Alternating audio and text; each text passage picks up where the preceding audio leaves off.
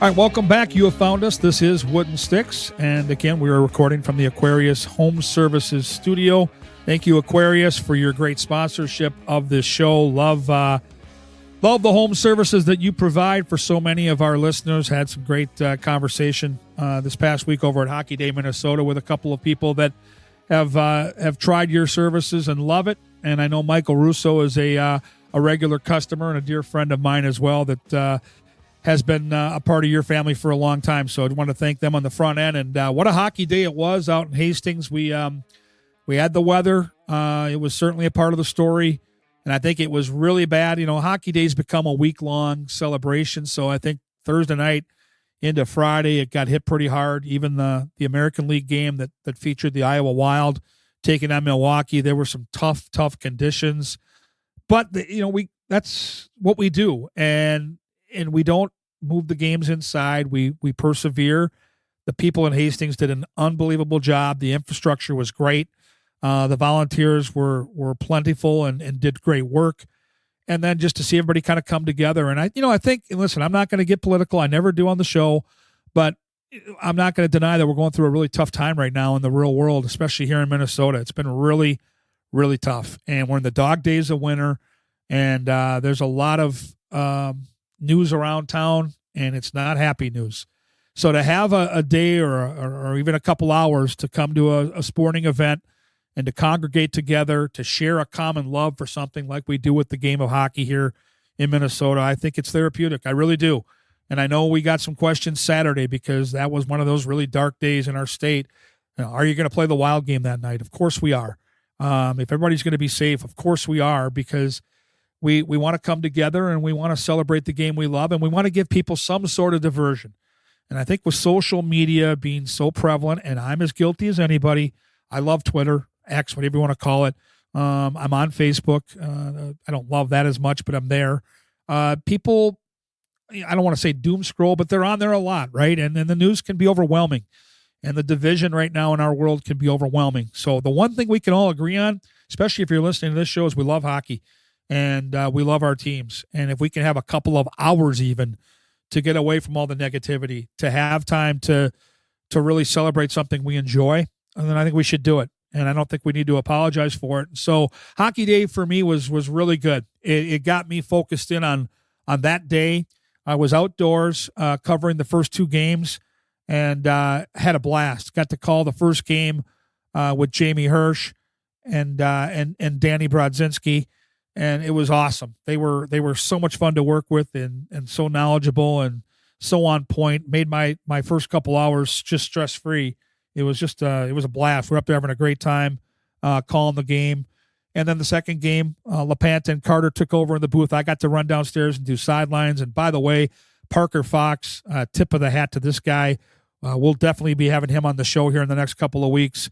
Standout basketball player at the U, but this guy knows the game of hockey and did a really, really good job for us working sidelines for the first and third games outdoors at Hastings. And he, of course, is engaged to Taylor Heisey, who's been on the show, and I'm a huge fan of on the Minnesota Frost side. So, yeah, it was a really, really fun day, and our crew, led by Trevor Fleck, did just an unbelievable job in the truck. So Trevor's one of those guys. He's one of my best friends in the business, and got to know him now for decades, going back to the Fox Sports North days. But he's a guy that's been at all levels in charge of our programming, and he's a salt-of-the-earth human being. And they had some real setbacks with the weather. The truck had some issues and froze up, and they got there Friday, which is their big setup day, and they normally start in the morning and get everything kind of put together for the day ahead on Saturday, and they were delayed by many hours and put in a ton of overtime making this thing go. So Brent Reeland was a part of that, Matt Laxon and Tom Mee. These are all great people. And so Hockey Day, it takes a village. It's the one day every year where everybody in our company has a role, and everybody from the Wild comes together. I was lucky enough to interview, Craig Leopold, Billy Guerin, Mike Madonna were a part of it. It was a spectacular day. And I know it didn't look it always on TV because, there were good crowds all week long in Hastings, and even on Saturday there were a ton of people there. But because it was so cold, unless you had a kid playing, they were in the tents. They were having some adult beverages. There was There were concerts going on. There were food trucks. There were so many other places you could congregate. 70 acres is a pretty big footprint. And so maybe it didn't always look it. We had some cool drone shots on our broadcast. And so, the setup was unique in that the bleachers were probably 2 or 3 times the size of what we normally have for hockey day. So they were never going to be completely full, but everybody got to have a seat. Everybody that wanted to watch the games could kind of mingle around and find their spot. And it was cold. And to me, that's part of the charm of a day like hockey day. So today, our special guest is going to be, of course, somebody from Hastings who's got some pretty big ties to the hockey program out there, and that's Erica McKenzie. She was an unbelievable high school player, ended up being Miss Hockey, played 4 years for the Golden Gophers, and now has worked, I think, the last 15 years on the corporate side with the Minnesota Wild. So she's been on the show before, super engaging, super knowledgeable, and just a wonderful kid. I call her a kid. She's 39, but again, I'm 30 years older, so I can do that. So she'll be on the show today. We're going to talk a lot about Hockey Day, a lot about Hastings, and then, of course, we're going to get into the Minnesota Wild. We're even going to talk about playoff position and Stanley Cup runs today with Erica. So it should be a lot of fun. Looking forward to that conversation, and that's all coming in a matter of moments. Before I get there, though, let's have a little gratitude for some of the people that make this show go on a weekly basis, starting with Minnesota Masonic Charities and my dear friend, John Schweitz. Today, I want to talk a little bit about the Minnesota Masonic Charities. When you think about the Masons, I get it. You think about the funny hats, those pancake breakfasts, which are phenomenal. My dear friend John Schweitz and I have chatted about this, and it's so much more than that. They've got the Masonic home over in Bloomington. They've got the hospital for the children over at the U of M. They are the largest fraternal organization in terms of charitable needs in our country, and they deserve a ton of recognition. So thank you, Minnesota Masonic Charities, for all you do and for supporting us over here at Talk North, and a special thanks to my good friend, John Schweitz. Of course, the good people over at Onyx Fish and Onyx Maps. Have you ever driven past a piece of land and wondered who owns that? Or maybe you need to know exactly where a property line runs. That's where Onyx Hunt comes in. And it's not just for hunters. There are folks using Onyx for their jobs every day throughout the country. From farmers and ranchers mapping out their fields, wildland firefighters navigating rough terrain, to construction workers needing to know who owns what property, this app offers something for everyone. If you need the best land ownership maps, aerial imagery, and property boundaries in your pocket, Onyx Hunt is the tool for the job. Try it free for 7 days. Download Onyx Hunt in the app or Google Play Store, or visit onyxmaps.com/hunt to get started. Back with Erica McKenzie on this week's edition of Wooden Sticks.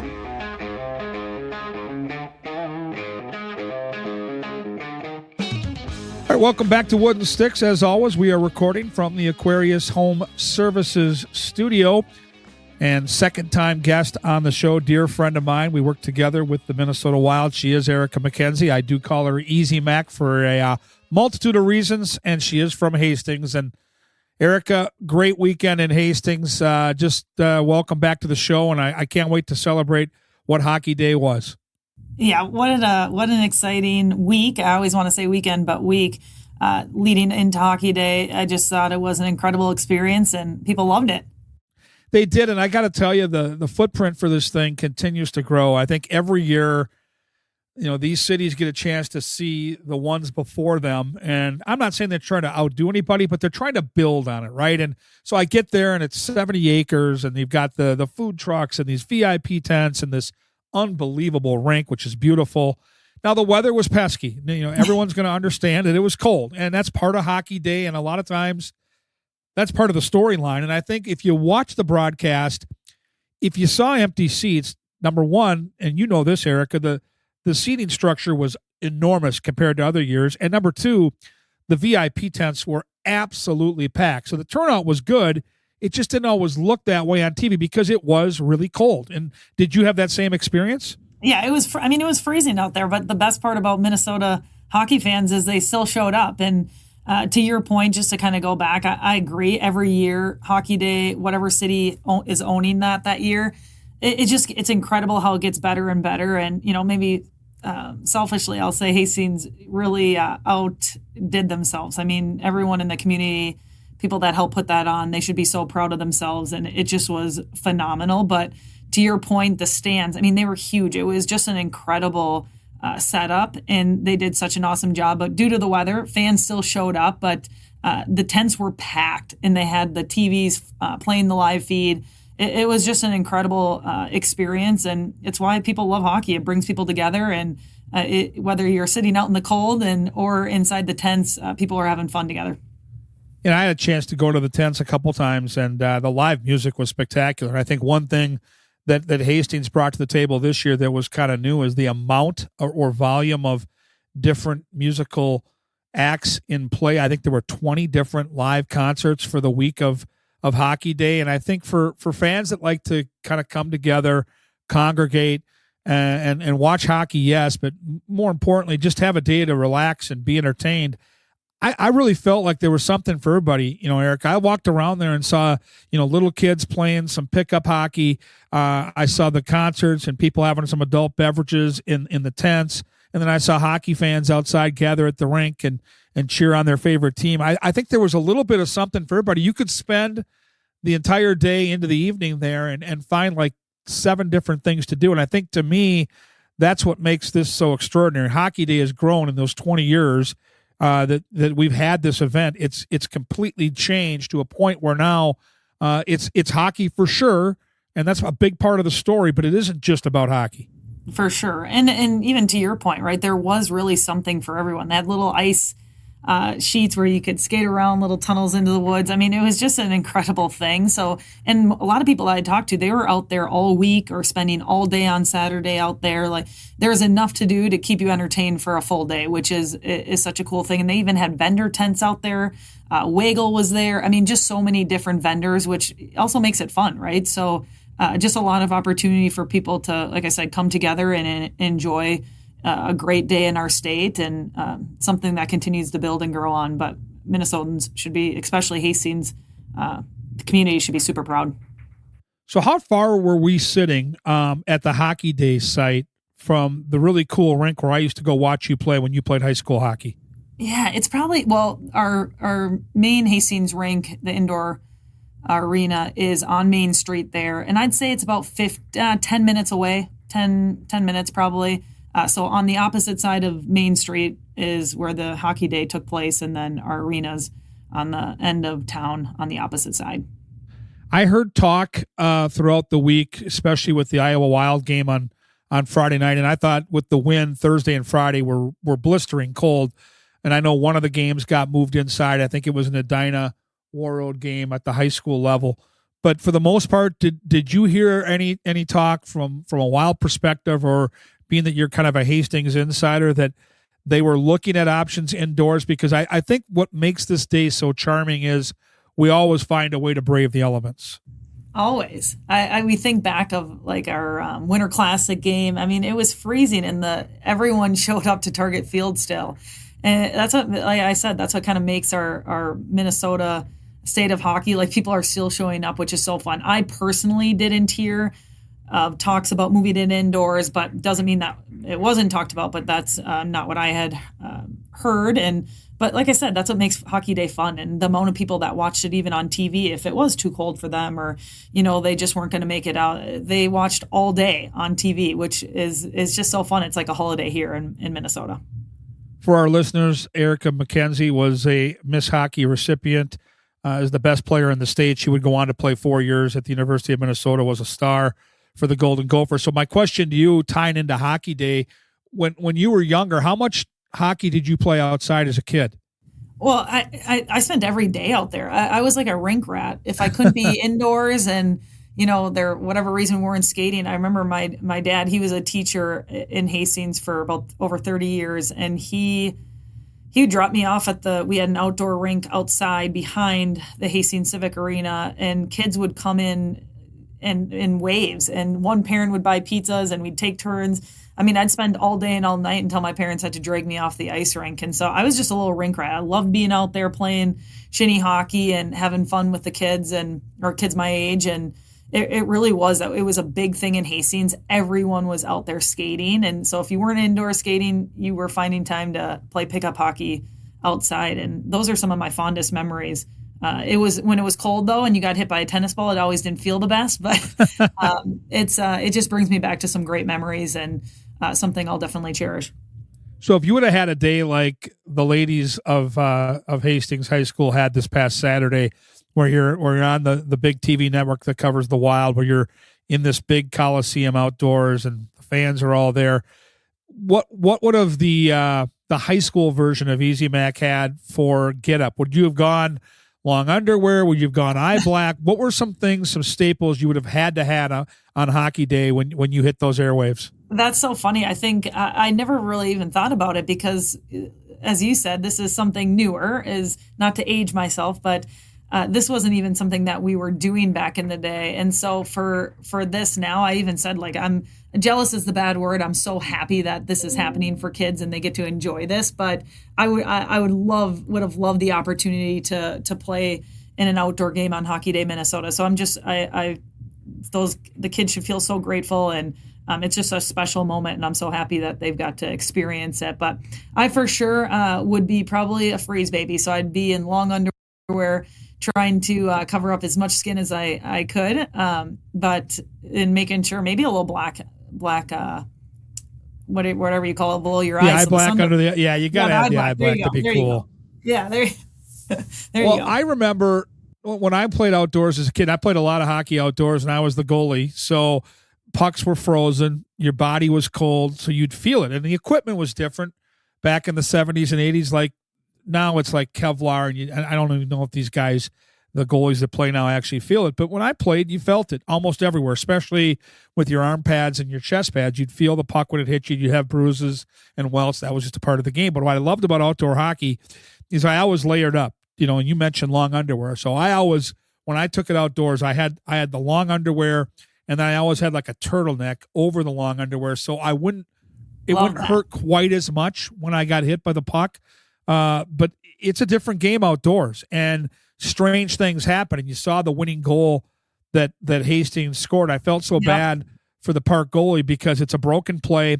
The puck is kind of slowly bouncing in. You're in between as a goalie. Do you go out? Do you play it? Once you go out there and you realize, I probably should have stayed back in, you kind of get caught in no man's land, and that puck just kind of trickled in. But, anyone who's played outdoors, and you have, Erica, it's a completely different game when you take it outside and you're dealing with the sun and the wind and the bounce of the puck, and the ice isn't perfect. And I think people have to understand when they watch those games outside that it is a much more difficult game to play clean outside. 100%. It's just you're battling different elements, right? Indoors, there's no wind. The ice sheet is all the same. It's what the temperature is going to be like, to your point. But when you're playing outdoors, I mean, there could be a crack in the ice that develops because it's too cold out there, or a groove is hitting, a skate's hit there multiple times. Like, you just don't know what's going to happen. And to your point, like, what a fluke goal. And, maybe 10 out of 10 times that doesn't happen, where the goal went in against Park Cottage Grove for the girls' high school game, indoors, right? And it does when it happened outside. So you just never know what's going to happen. And it definitely adds a different element to the game when you're playing outdoors. Okay, so we both work for the Wild, and we both know all four of these. I can't call them people, but these. Well, one of them's not a human, one of them's an animal, but three of them are human. Nordy was there at Hockey Day. Craig Leopold was there. Mike Madonna was there, and Billy Guerin was there. And I got to interview three of the four. Nordy doesn't talk, as we know. He does all the hand gestures and all that good stuff. But if you were going to watch one game on Hockey Day, Minnesota, in your hometown of Hastings, would you want to snuggle up with Nordy or sit with Craig Leopold and have a full hockey game to ask him all about his journey and how much he loves the game? Same thing with Bill Guerin. Same thing with Mike Madonna. You can only pick one of the four. Which of those four would you like to most watch a hockey game with outside at Hockey Day? Oh, that's tough.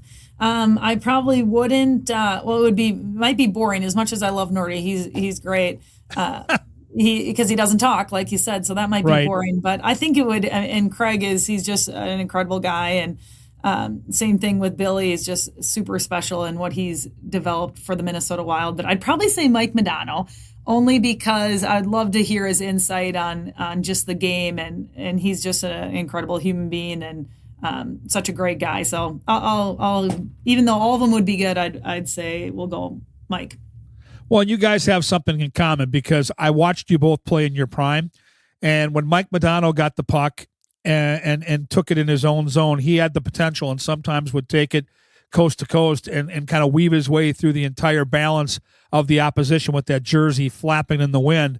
And I legitimately remember as a college coach watching Hastings girls hockey games and seeing you do the same thing. So you could share stories of going coast to coast and stuffing the puck in the back of the net. For me, it'd be Billy Guerin, and only because I'm obsessed with how he's built this team and what he's doing next. And Billy's such an upfront guy. That's why I love him so much. Yeah.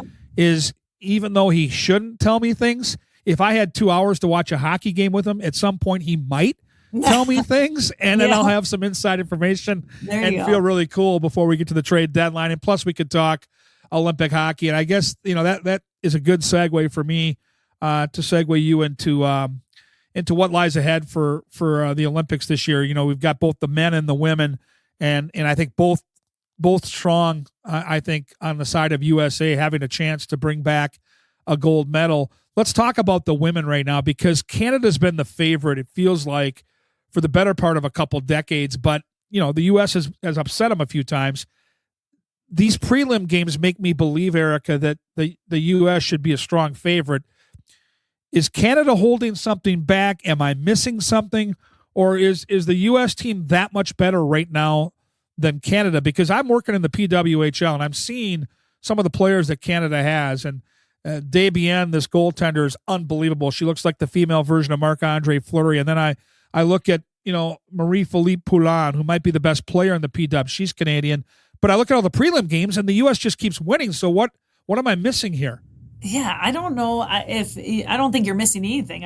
I do think USA is strong right now. I mean, they have a great team, and so does Canada. I think one of the biggest things is when you get to the Olympic stage, and this from watching the game, it's all of a sudden it's you're back to square one. It doesn't matter who's won in the leading up to this point. It doesn't matter how many losses you've had. You're all starting fresh, and it's like, if you say it this way, it's like a new season. It's all that matters is these 2 weeks for the Olympics. And like I said, you're all starting at 0-0 and you'll build from there. So that's why there's just always an incredible battle between the U.S. and Canada games. And I don't doubt that we're going to see that same thing again here in February.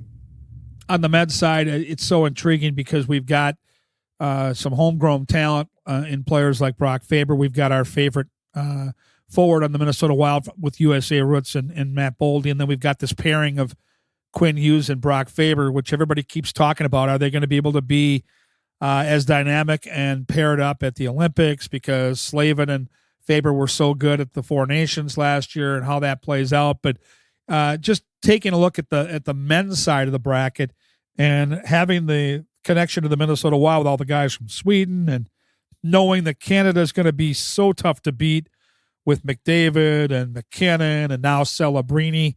What excites you about watching some of those games? Yeah, I'm excited. We were talking about this around the office. I think we're all just excited to see the Olympics start. And, coming off last year and when we saw the NHL guys take part in the international games, that was exciting, right? So I think we're going to continue to build off that. But people are excited for it. And I think for me, it's always fun watching our home Wild players that are competing, whether it's for U.S., Sweden, whichever country it is. It's always fun to see those names and see those guys compete. But I'm most excited for just some of these young guys are going to be stepping up, and some having their first shot at the Olympics, and then some that maybe this is their last time that they'll have their Olympic roundabout. But it's going to be fun, and it's the top level in the world, and so it doesn't get much better than that when you see these guys and gals representing their country. So we have this 3-week break coming. We're a week away from it. The Wild have 4 games left before said hiatus. And I'm curious, with the games over in Italy, probably starting, sometimes late morning, sometimes early afternoon. They're, I think, 6 or 7 hours ahead of us where they're playing the games in Italy. What is the atmosphere like over in the Wild offices? I mean, clearly there's less work to do because for 3 weeks we don't have any games and promotions and all that great stuff to really dig into. Do you guys get the chance, on a company level to maybe watch the games together and celebrate the Olympics in the office and have a TV in there and, something you don't really get to do through the course of the year? I'm just curious as to how you guys take it all in, knowing that there's probably less work to be done. Yeah, I would say, we're always, the Wild does such a good job of bringing the organization together and celebrating these, big milestones like the Olympics. And, we're fortunate enough to, like I said, to have so many players play in the Olympics. It's just an incredible thing. So I'm sure we'll definitely get people together and, watch those games, especially when they're during the day. But for the biggest part, I mean, really, you can see our schedule. Even though we only have one home game in February, we have about 3 weeks to prep for March. And we have a lot of games in March and 3 home games in April. And then, knock on wood, hopefully a really fun run in postseason. So you just don't know what's going to happen, but we'll take those couple weeks and really prep to make sure we're ready to go for March and April and hopefully beyond. Yeah, it's kind of weird. I think our seasonal clocks in terms of the NHL schedule are a little bit off.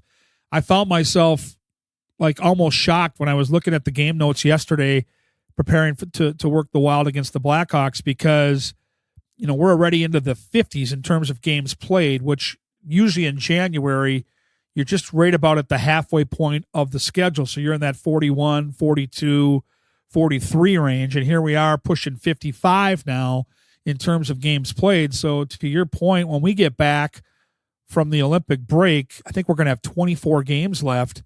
And then all of a sudden it's a sprint. And what makes this year, Eric, a little bit more unique is we almost know right now who we're playing, and we're in January. You could never say that in the NHL, never, with the balance and the parity. But I would say it's 99% right now. If you look at the analytics, that we're going to end up playing the Dallas Stars in that first round matchup. And I think that's going to be a spectacular series, but it's going to be anything but easy. So do you guys know that, or knowing that, does that change how you prepare for anything in April, even though we've still got a couple months to get there? No, I think we're always preparing. Like, I think we know this, right? Like, we are excited about the Wild team. I think everyone is. How can you not be? Like we've talked about. I mean, they are so fun to watch right now, and the building's full. Our fans are having a blast, and that's exciting stuff, right? The games are exciting. People love watching them. And so we're always prepping. You want to make sure that we're prepared and ready for anything. And so, I agree. If that's who we end up playing in the first round, it's going to be a heck of a series and going to be a lot of fun. And, we're always preparing for what's next and what does it look like, when we keep advancing. And so it's just good to continue to prepare for those things. But we're excited. You mentioned it earlier that Billy's just done a tremendous job, and he has. It's just what an exciting team to watch right now, and it's a lot of fun. Yeah, I got to tell you, I underestimated Quinn Hughes, and shame on me for that. But I think, like a lot of people that love hockey, when players play out west, specifically in places like Vancouver, because when I get home from working a Wild game and I'm going to dive into late night hockey, I like to keep an eye on teams in our division. So I'll focus more in on the teams that I think that might be in our way, or maybe we're trying to figure out, jostle for position in the Central Division or what have you. So I watched Vancouver hockey, but I didn't dive into it like I probably should have. And, I knew he was a tremendous player. We all knew that Quinn Hughes was an elite defenseman, but I think when you watch him live and actually get to focus in on him for a couple of shifts, which I have done once at ice level, but a couple times up right above the lower bowl in the concourse level, this guy is mesmerizing. The way he's able to skate, and again, I was a goalie. I wasn't known for my skating. You were a player, was absolutely known for your skating. When you watch him and see his edge work, is there anybody you can compare him to on or the men's or women's side? Because I really honestly mean this. He's kind of a magician out there, Erica. It's incredible. I couldn't agree with you more. When you watch him, and now we're fortunate enough to watch him game in and game out here at Grand Casino Arena. He is an exceptional skater and just a great puck handler too. I mean, he makes moves where I'm like, oh my word, like it is, you kind of get, you're almost shocked that he just did that. And so, and it's not just like one time a game. I mean, he is making incredible plays, shift in and shift out. So it's just so fun to watch. And I agree, right? When you don't get the opportunity, you only see Vancouver a couple times a year. You see him and you hear that he's really good. And, obviously one of the best defensemen in the whole NHL. But now that we're fortunate to see him every night, he's just a wow player. And I can tell you, I think we're all happy he's on our team now. And he's just, it's fun to watch. And just like even his shooting, like, he finds lanes to get the puck to the net. It's incredible. And the guys are crashing. You saw last night, Eriksson not getting that goal. It's just, he just feeds it right to the net and finds ways to get it through. And, we're capitalizing on those chances, which is fun. Yeah, he's a special player. And if people haven't been out to see him play, I mean it as a hockey fan, if you get the chance to watch this guy live, I don't think the TV does it justice because I've done both. I've watched him on TV. I've watched him in person. And the way he can create space, the way he can turn, the moves that this guy can make, he is one of those, types of players that brings you to the event, that is worth the price of admission. I mean that sincerely. But the cool part for me, Eric, is, I started as a season ticket holder when the Wild were born back in 2000. And for the first 6 years, me and my high school buddies shared season tickets. And then in 2006, I started my gig. At the time it was Fox Sports North. Now it's of course FanDuel, but I've been doing this for 20 years. So I've had this different perspective on our organization. And, Marian Gaborik was a superstar player for sure. And Ryan Suter and Zach Parise were big time star players for sure. But where I sit here right now and I look at this team and I think of Stanley Cups and can this team do it? And I get that question all the time. What do you think? What do you think? What do you think? Well, I can tell you is this. I don't know. When people ask me who the best player on this hockey team is, Kirill Kaprizov is an easy choice. Quinn Hughes is an easy choice. Matt Boldy might be the right choice. Like, Matt Boldy does things that neither one of those guys can do.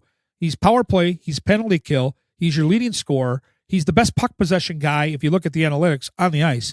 So my point to you, Eric, is we have three guys that are absolute superstars, and I can't tell you who the best player is. And then the other thing I love is maybe our most valuable player isn't any one of those three. It's Joel Eriksson Ek.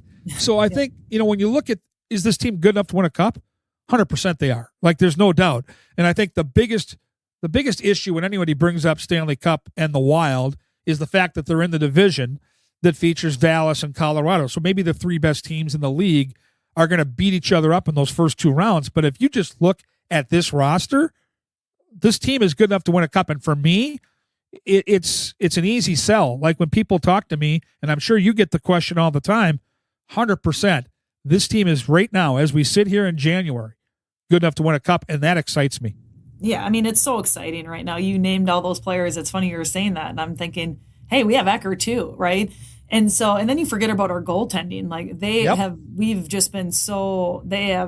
just incredible, which is fun. And I always say, you see those teams that have good years and they make it deep into the playoffs. Most of them are ones that are having goalies that are stopping everything they should, and then they're stopping a few that they shouldn't. And our goalie tandem have been doing that pretty much all season long, which is such an exciting thing, and continue to do it. So it's just been so fun to watch them. But to your point, when you're talking about our players, I think the other thing is just our secondary scoring. So we have these big names that are producing and just doing incredible things out there. But then you have, JoJo scoring goals. You have Foligno getting a hat trick. You have Trennan out there getting goals. So it's just, it's fun to see. And it's not even just the goals. It's, to your point, what they do and what they bring to the ice on, the penalty kill or, getting pucks deep, being physical, like all those things add up. And when you continue to roll line after line against a team, that's tough to play against. So I'm going to ask you a really fun question, and it's going to be fun. It'll make you dream about what if in likely June, if this thing plays out the way it could. Let's just say they win the cup this year. All right. And I know people that work for the team have access to special memorabilia. So let's just say that one of the things that you and I have access to is like, I don't know what the basic size is for a picture you want to put up in your office. Let's just say 11 by 24, a glossy and you get this picture of any player you want when they hold the cup up and they're going to sign it. They're going to say, hey, too easy, Mac.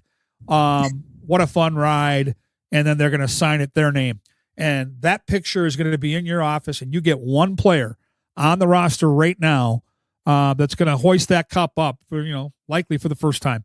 Which player are you picking? Because I've got one in mind. I just want to see how. Do you? All right. Yeah, I've got one in mind for sure. I'm curious who you would say.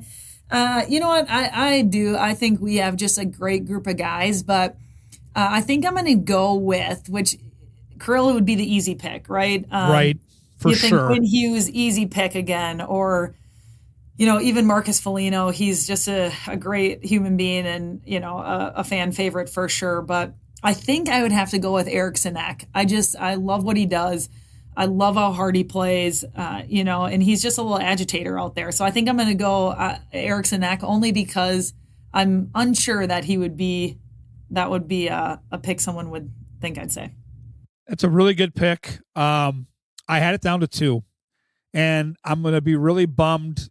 Actually, it's hard for me to even pick down to 2, but because I thought of Boldy and Faber right away, because I have a great relationship with those guys, and I covered Brock when he was at the U a little bit, and I know him really, really well, and they're just the sweetest. I mean, honest to God, they're the best guys. Like Foligno, same. They're just the best guys. But for me, and for a lot of reasons, it's got to be Jared Spurgeon, and he's the captain. He's the first one in a Minnesota uniform to hoist the cup, which to me is a moment, right? Like every hockey fan that's ever lived in this state, and I'm getting close to 60. I've been dreaming about this since I was 6 or 7 years old. There's the first moment in time where a Minnesota player puts that cup over their head. But then I think of Jared Spurgeon, and I was there the night that he made his NHL debut.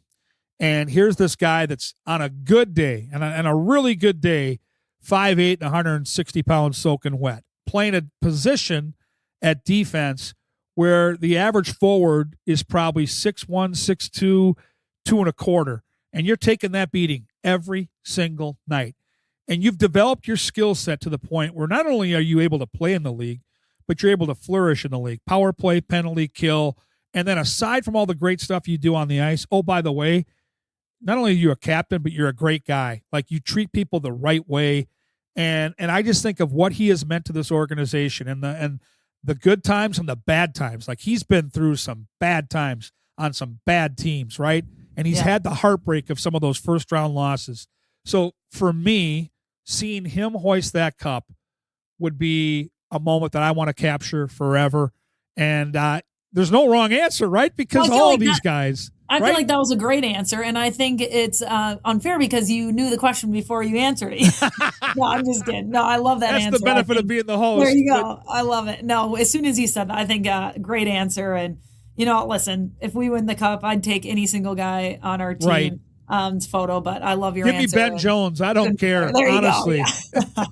Who's, by the way, an awesome guy. Oh, totally. Yeah, so Ben gets it, right? He was going through this crazy stretch of hockey where he hadn't posted a point, and he was pushing up on an NHL record. And Ben works his tail off. He's a good player, but he's a fourth-line guy. He's going to play 8, 9, 10 minutes a night. He's not going to be a guy that John Hines needs to score, produce points, all that stuff. All right? So in the middle of this streak where a lot of guys would be angry and bitter and downtrodden, every intermission he'd come off the ice, and I stand there with my microphone, and usually I'll have given a name or two to whether it's Aaron Sickman or Jackson Riebel or Dylan Daniel, and they're my connection to get that interview. And every time he'd come off the ice, hey, Jackson, you need me? Does Gorg want me? And so even though he knew we were picking somebody else for like 3 weeks, he kept doing the thing with the thing. Hey, I'm ready. You need me? Yeah. And then he finally scores his first goal. It's a beautiful goal. That. And I look at him and he's coming off the ice. I go, hey, we need you. And he had this big smile on his face. These are the stories kind of behind the scenes that I love it. That remind me just how human these guys are, what great guys they are. And so the one thing I tell people, because, when you work for the Wild and people find out, Erica, you work for the Wild, they're going to ask you all kinds of questions. And so I'm out walking the dogs a lot in my neighborhood. We live in a townhouse complex where there's always people out. There's always people asking. And they always want to talk about, is this team good enough to win, blah, blah, blah. But then they're like, what do you like about the team? And I said, well, listen, I've been doing this for 20 years. And so I've got a pretty big database. And I mean this, and this is no disrespect to the guys that came before this group, but this group in specific, the best human beings I've ever dealt with. And listen, I see them in good times and bad, when the camera's on and the camera's off, hotels, buses, restaurants, see them all over the place. And you've worked with these guys. You've traveled with the team. You know what I'm talking about. They've all been great to work with. But this bunch right now that we have is extraordinary. And so selfishly for this bunch, I want to see this group have that run. I think that when you have a run like that, the average sports fan will connect with the Wild. Hockey fans are always going to be here. But when you have a run to the Cup, every sports fan in town will latch on and get to know these guys and understand what unbelievable people these guys are. They're all great players, but they're unbelievable human beings top to bottom. And so that's what I want most for these guys. And I think it could happen this year. I really do. For sure. I couldn't agree more. I think we just have a really good group right now. And to your point, not that we haven't in the past, but Billy's just done such a good job in our leadership of putting quality team on the ice. And to your point, just great people off the ice too. And they get it. They're great teammates. They're there for each other. And it just feels like a really good group that, wants to win. And that's going to be an exciting time here as we come down the stretch.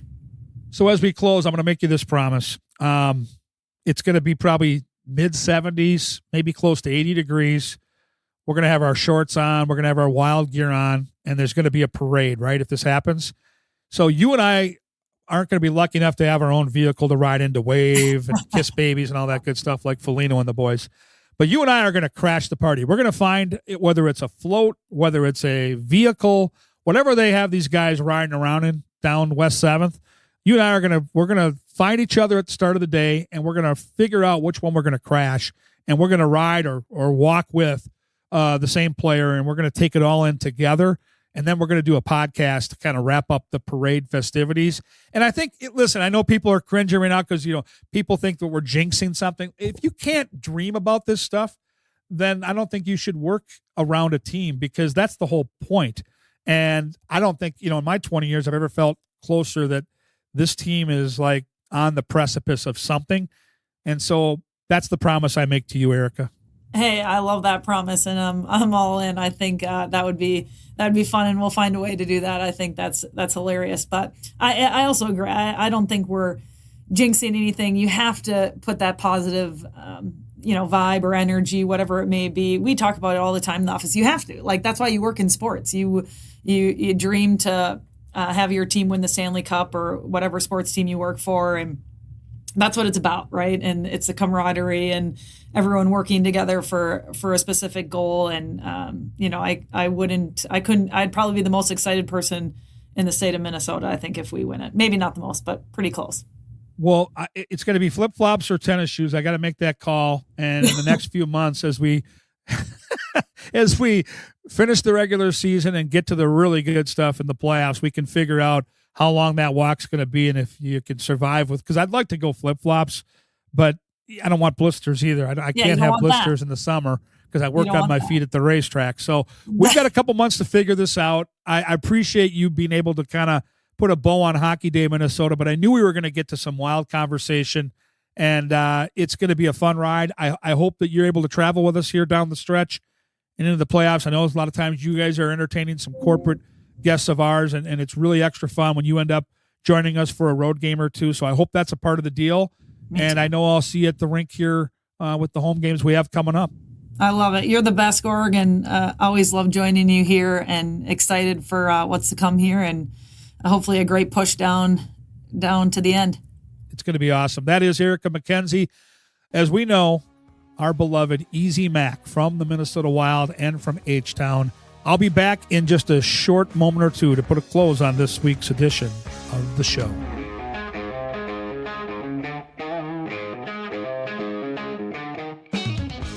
Wow, what a great young lady, as advertised. Really thoroughly enjoyed putting her on the spot a couple of times. And so Mike Madonna is who she wants to watch the game with, and she's getting a glossy of Jule Eriksson-Ek. We always joke with the crew that travels for our broadcast that Jule Eriksson-Ek is a cyborg. The punishment that he takes on a shift-by-shift basis, night in, night out, isn't human. Like, this guy every night gets cross-checked a dozen times, gets punched, pushed, targeted, and he just keeps going back for more. Anyone who's watched The Wild knows what I'm talking about. So we always tease, like, when he gets hurt, that he isn't going to the doctor. He's going to go get rewired. He's going to get some WD-40. He's like the Terminator, right? Like, he doesn't go away. He just keeps on fighting. That's the kind of guy he is. So great pick by Erica, heart and soul guy. And when he's out of the lineup, the Wild are just missing so much. And, we're recording this on a Wednesday. And so the Wild played Tuesday night against the Blackhawks. Great comeback from 3 goals down. But one of the key moments in that hockey game, Chicago had a 4-on-3 power play in overtime. Connor Bedard, all those weapons on the ice. Eck does not win the draw. It goes to the half wall. And in a 4-on-3 situation, a lot of times you're going to play a tight triangle. You're going to stay back. And if you're Eck, you're going to kind of navigate back to the middle. Nope. He goes to the wall, physically wins a battle. Then 2 Blackhawks come in. He wins the battle, gets the puck out, helps salt away the penalty kill, gets the team into the shootout, which they eventually win. It's plays like that that make him so unbelievably invaluable on this roster. And so, as Eric and I talked about, you can argue Boldy, you can argue Kaprizov, you can certainly argue Quinn Hughes. Best player, no doubt. You can do that. Most valuable, if you watch this team on a regular basis, you know where I'm going. It might be Joel Eriksson Ek. He just does so much for this team. And so it's fun to look at this roster the way it's constructed. Who knows what Billy Guerin's going to do here once we get to March. I know there are a lot of conversations being had, whether it's at the rink or on social media, about trying to get a center. But the bottom line is, even if he just sits with what he's got right now and they get Brodin back and healthy here in the second half, this team's good enough. They are good enough to make a run. And I respect Colorado. They are the most likely winner right now on paper. And the betting market tells you that to win the Stanley Cup. Anyone who's watched Stanley Cup playoffs knows they don't play these things on paper, man. There are upsets every single year. Goaltending is one of the biggest X factors in all of sports, and in hockey, it makes a huge difference. So we'll see. And it was sure fun to talk about that parade. We've been waiting a long time here, and I mean a long time, going back to the North Stars in our first Cup run in 80, 81 with Beaupre and Malash and Dino Ciccarelli and Neil Broughton and all those guys. For all of us that are of a certain age, it's a long time coming, and we are about due to make a run at the Stanley Cup. And we'll be right here on Wooden Sticks to cover it every step of the way. If you have any suggestions for the show, at Gorgomatic21 on X or Twitter. And I'm back next week with more great hockey content here on the Talk North Podcast Network.